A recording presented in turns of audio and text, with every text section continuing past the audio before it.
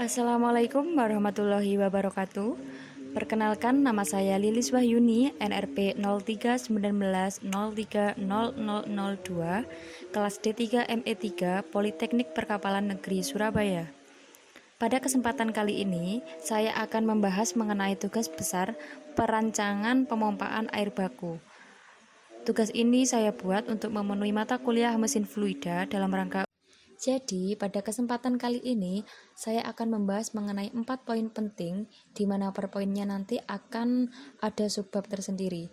Untuk poin yang pertama akan dibahas mengenai deskripsi kasus, di mana pada bagian ini akan dibahas mengenai reservoir dan tipe, rute elevasi dan panjang pipa, serta tipe fluida dan spesifikasi debit. Kemudian untuk poin yang kedua yaitu perhitungan head system. Di sini akan ada mengenai perhitungan mayor, minor, dan total loss koefisien, serta dihitung juga head loss.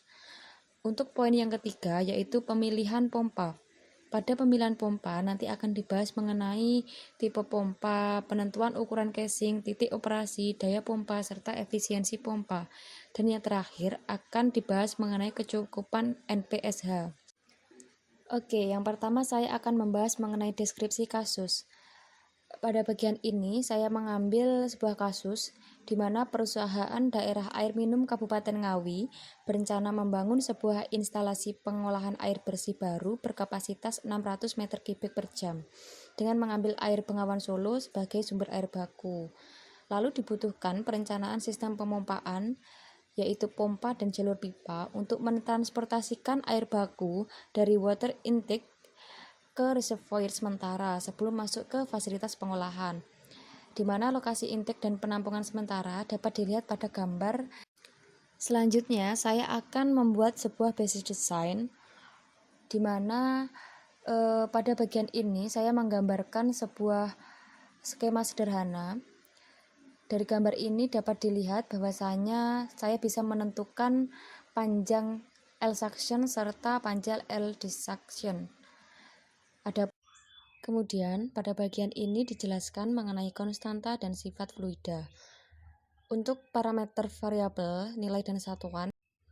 Selanjutnya, yaitu pemilihan pipa dan debit aliran.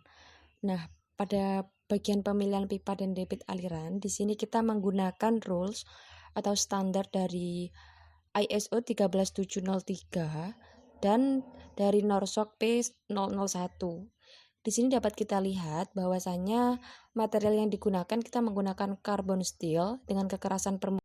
Selanjutnya yaitu pemilihan diameter pipa dengan memperhatikan nilai RE, faktor gesekan serta pressure drop dapat kita lihat mengenai parameter diameter pipa suction terdapat nilai 250 mm sementara diameter. Nah, sekarang bagian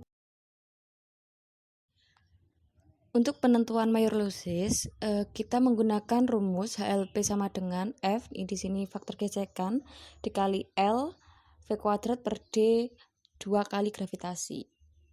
Nah, lalu didapatkan nilai-nilai dari bilangan. Kemudian yaitu penentuan minor losses, di sini kita menggunakan rumus NK kali V kuadrat per 2 kali gravitasi. Lalu untuk nilai-nilai yang dihasilkan, di sini kita memperhitungkan beberapa fitur. Selanjutnya yaitu penentuan head loss, di mana penentuan head loss ini kita menggunakan rumus HL sama dengan K total kali V kuadrat per 2 kali gravitasi, di mana K total ini merupakan jumlah dari K mayor ditambah dengan K minor. Selanjutnya yaitu penentuan head system. Untuk perhitungan head system digunakan rumus seperti yang tertera di layar, dan untuk perhitungan saya ditemukan hasil. Selanjutnya yaitu pemilihan pompa. Untuk pemilihan pompa ini, pertama kita melakukan perhitungan mengenai penentuan ukuran casing, di mana penentuan ukuran casing ini biasanya dilakukan berdasarkan head capacity envelope diagram atau tombstone diagram. Nah, contoh diagram dari pabrikan Ebarapam dapat dilihat gambar. Berikut merupakan diagram yang dapat kita lihat Untuk penentuan ukuran casing, di sini saya menggunakan HPREX sebesar 73,96.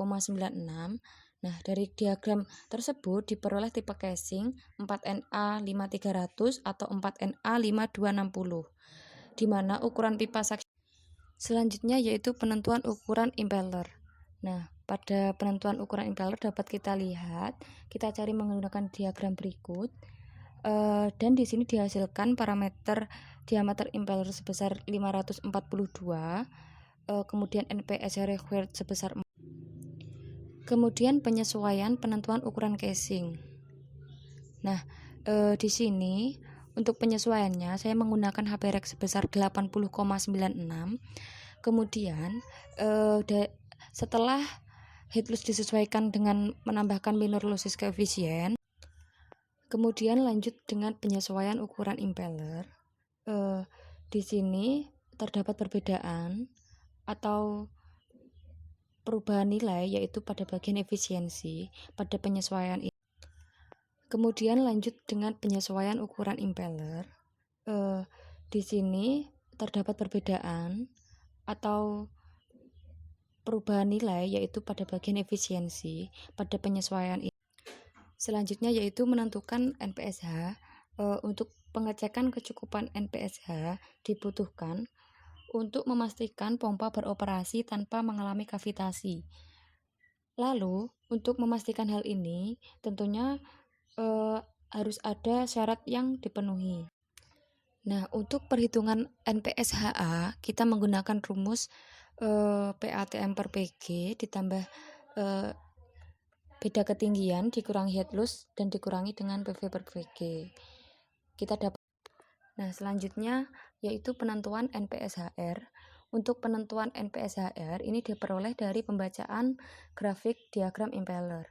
Dari grafik saya tadi diperoleh nilai NPSHR sebesar 4. Nah, dari sini dapat kita simpulkan bahwa posisi pompa yang direncanakan sudah memenuhi syarat NPSH. Tadi kan nilai NPSHA saya sebesar 11,7. Selanjutnya yaitu kesimpulan.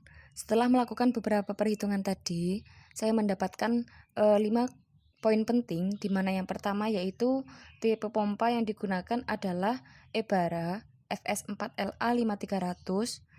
Kemudian yang kedua, efisiensi yang dihasilkan sebesar 74% dan daya motor yang dihasilkan sebesar 200 kW.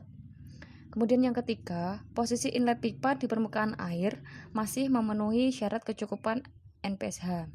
Dan yang keempat, pompa termasuk aman dari kavitasi karena kavitasi terjadi akibat dari penurunan nilai NPSH dan nilai NPSH dalam Cukup sekian dari saya. Apabila ada salah kata atau sesuatu yang kurang berkenan, saya mohon maaf yang sebesar-besarnya. Sampai jumpa di kesempatan